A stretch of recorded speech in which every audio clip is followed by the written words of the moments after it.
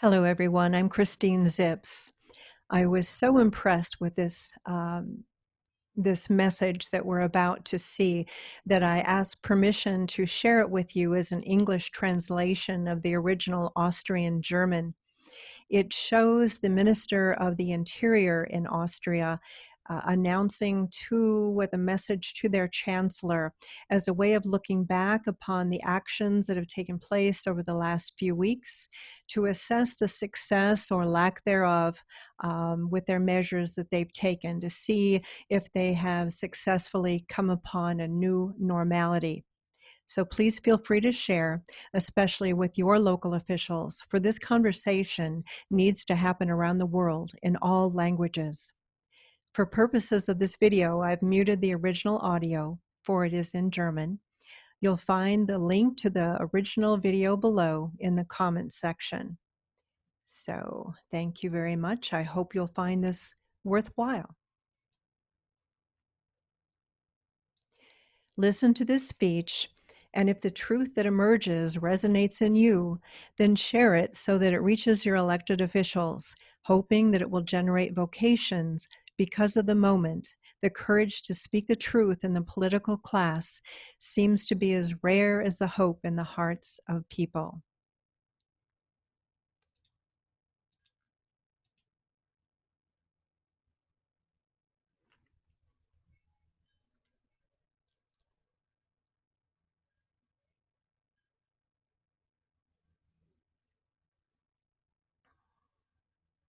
Dear members of the federal government, dear Austrians, after 5 weeks of your coronavirus lockdown, it's really time to take stock. And you won't be surprised that from my perspective, it seems a little different than yours. But first of all, on the positive side, there's no question that in the health sector, the development in Austria is positive. We're pleased with a decrease in the number of infections. We're happy that the number of deaths is falling. We're happy that it's a positive year. There are more people who are healthy or becoming healthy than are newly infected. It's a positive trend that's excellent, and I'm glad about that too. But this is just a first look at things, Mr. Chancellor. I think if you want to be honest, and if you want to get to the bottom of this, a second, more in-depth look is needed. And I'd like to try to do that now with you. And Mr. Chancellor, now for a while you can feel involved, as well as all the other members of the government bench who think this place is designed to follow the debate instead of playing with their cell phone. That being said, once you're all involved, I have a few simple questions for you. Why, Mr. Chancellor, is the number of people infected in Sweden so low compared to the forecast? Why is this the case? Why is the mortality rate in Sweden so low compared to many other countries who have taken very restrictive measures, and in particular those advocated by the Chancellor? And why, Mr. Chancellor? Why does the health system in general and the ICU didn't completely collapse in Sweden? I think those are very legitimate questions, because Sweden does a lot of things, if not almost everything, differently than you do. You know that public life in Sweden is actually going on without much change. Businesses, shops, and restaurants are open. People go shopping, people meet each other, children are in kindergartens. Primary schools are, of course, open too and teach. Vice Chancellor, you also know that the kids keep playing in sports clubs. You know that gatherings of up to 50 people are allowed. I haven't heard that the Swedish government is trying to spy on its own citizens through big data and that steps back when it is opposed.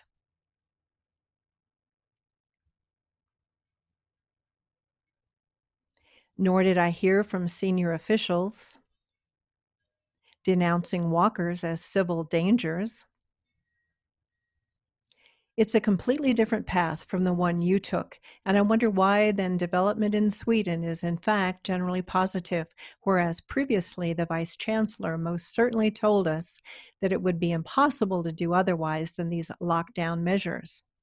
I would now like to remind you of your own words, and in particular the words of the federal chancellor, who presented himself as the sole possessor of the truth on the right way to go about the situation. And now we're going to see what actually happened. According to your theory, Mr. Chancellor, there should already be at least 100,000 deaths in Sweden. There should be an explosion in the number of infections. That's what you said when you talked about the calm before the storm earlier in March. You announced that the entire healthcare system and critical care will collapse under bombs and grenades if we didn't follow your instructions, that there would be mass casualties if we didn't implement your measures, which you presented as the only possibility. Why is this not the case in Sweden? Why don't the daily news bring back images of the Swedish people, which we're looking forward to watching on television in Austrian living rooms? And why didn't they convert all the hockey stadiums into morgues? Because these are all the images you painted to the people with Mr. Chancellor. For many weeks, you've been working to present this vision of the future. But no press conference has been held about the Swedes, no interview of this population, among which those horror scenarios didn't come true. You painted for Austria this nightmare scenario in the darkest colors. By threatening this nightmare will come true very soon if Austria does not immediately apply your measures. You knew exactly what you were doing, and now you're denying it. You put people in a state of fear and terror. You've made sure that the media shows as many cover photos of coffins as possible,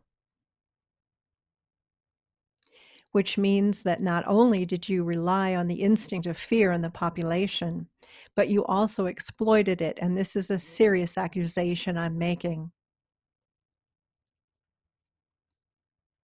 I don't know what's so important on your phone, so that while I'm making these accusations, you're constantly watching your cell phone instead of listening. Chancellor, listening is also a form of respect. You've triggered people's primal fears. You use that fear in people, which is that there is no greater concern than the concern of their own health and for their own lives and, of course, for their relatives, for their children, for their parents, for their friends, for their acquaintances. And it is by exploiting that fear that you brought them to their new normality, which boils down to the fact that people have become whistleblowers in the style of the Stasi era. You frighten people so much about their health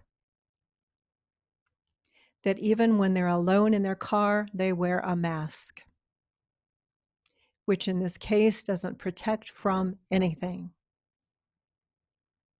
And people wear these masks everywhere they go, even where there's no danger to anyone, because you've systematically prepared the groundwork. You've gone so far that even to go 1 kilometer away from one's own house, to go and rest in the wilderness, has become a dangerous act. People walking around are viewed with suspicion, and people are afraid of them. They walk away from them. This is the new normality, the other normality. And you have to realize that it was you who created it, so you could live in a black and white society. And I'm not saying that because it's going to help me. On the contrary, I know that various media will harm me, not all of them. And I have the utmost respect for those who didn't get involved in this fear machinery, supported by numerous media, who participated through their editorials or were purchased. And even worse, those media outlets that are bought or corrupted are then also transfigured in a so-called expression of responsibility, so that if I give up criticizing the federal government, I'm acting in a particularly responsible manner and put myself at the service of national solidarity of the federal treasury. That's why the media acted the way they did. They prepared for you step by step the deployment of this new normality through this dramatic staging of hundreds of thousands of coffins announced and so on. Without this story, there would be no role for saviors. Within the story you're telling, and that's why you cling to it, because it's not just about the role of the savior, but there are also those who criticize. And those who criticize can then be placed in the role of disbelieving heretics, which in any case can only be motivated by the worst of motives, or cannot be sound-minded if what they're saying doesn't fit your concept. And this too is part of the outcome of the last few weeks, i.e. the establishment of the new or other normality. No, my Lord Chancellor, no. The story you're telling us, that your crisis management prevented the great sanitary catastrophe and that there were no alternatives, doesn't make sense, simply because we are now learning from experience, as with Sweden, that there are other ways to deal with the situation. And because what happens can be measured, we have data. Look at Germany and Austria. Listen to some experts, providing they still have a chance to be heard. It's easy to measure that there has been a decrease in the number of infections and the number of deaths before you introduced your confinement measures, so your policy has had no noticeable results. You need to be accountable for all of this. The results of your policy can be quantified. I've already mentioned a few of them. Some of it is measurable and has a true direct causal link. 900,000 people on partial unemployment with an uncertain future. Hundreds of thousands of unemployed people who don't know if they'll be able to go back to work and under what conditions. For them, it will be a sad Christmas, as for many entrepreneurs who are now on the verge of bankruptcy with adjournments that only postpone their burden. As with thousands of successful entrepreneurs, large and small, in all industries, who've been deprived of their livelihood overnight. Thanks to you, they've been turned into beggars, and you took away their right to a full compensation. All this represents the direct causal link of your policy. You like to talk about alarm signs. These numbers are the alarm signs of the new normality. Based on a black bureaucracy which uses fear as a software.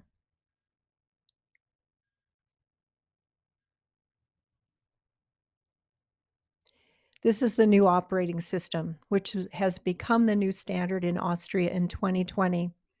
And we don't want that. And I don't think the majority of the population wants such an operating system. Chancellor, we all become wiser from experience, and experience increases our science. I'm no different than you, and that's also why I don't believe in anything you say anymore. At best, you should recognize that your policy is not indisputable,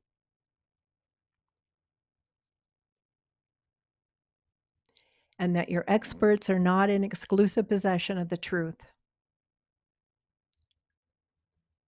Do you know what is indisputable?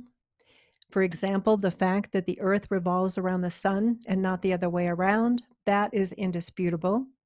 But on this point, it also took time, Mr. Chancellor. It also took a long time for orthodoxy to get the authorities and leaders to accept those who had been pilloried as heretics. Your strategy, Mr. Chancellor, is nothing more than following the political herd instinct that started in China and has spread to other countries, and you fell like the domino that sets off the next one. You followed the instincts of the political herd. And now I'd like to bring you back to Galileo Galilei, because this is about gaining transparency and knowledge. According to him, it's about measuring what is measurable and make what isn't measurable measurable. This is what we discussed today under the first agenda item. It's about vaccinations, it's about autopsies, it's about empirical facts from which we need to be able to argue an appropriate strategy. But what you do with your curves, with your numbers, and with your charts is a pretext for a factual approach when in truth you are walking in the dark. All you do is confuse people. You have to stop disrupting people, driving people into a state of panic, telling them everything's going to be okay, and then doing the opposite.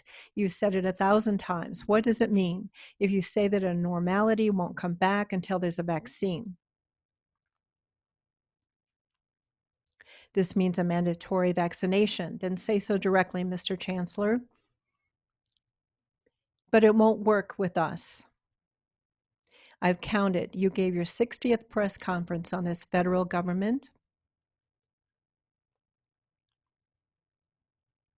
You talked about your measures only, but why didn't you talk of the unemployed, the entrepreneurs, the families with childcare obligations, the tourism and gastronomy industries, the people who suffer from diseases other than corona? You're leaving all this in the dark. No clarity, no transparency, no predictability in this area.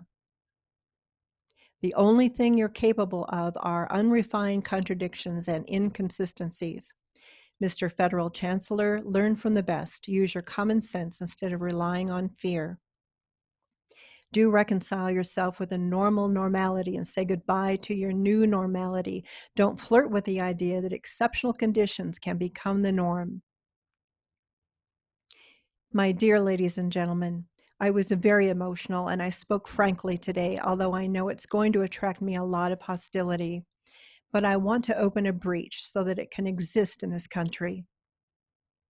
A right to take other positions than paying tribute to your newfound normality.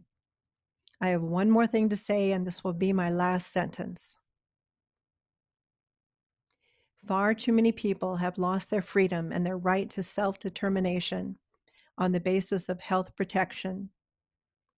And I don't want that, after that, the truth be the next victim of your new normality.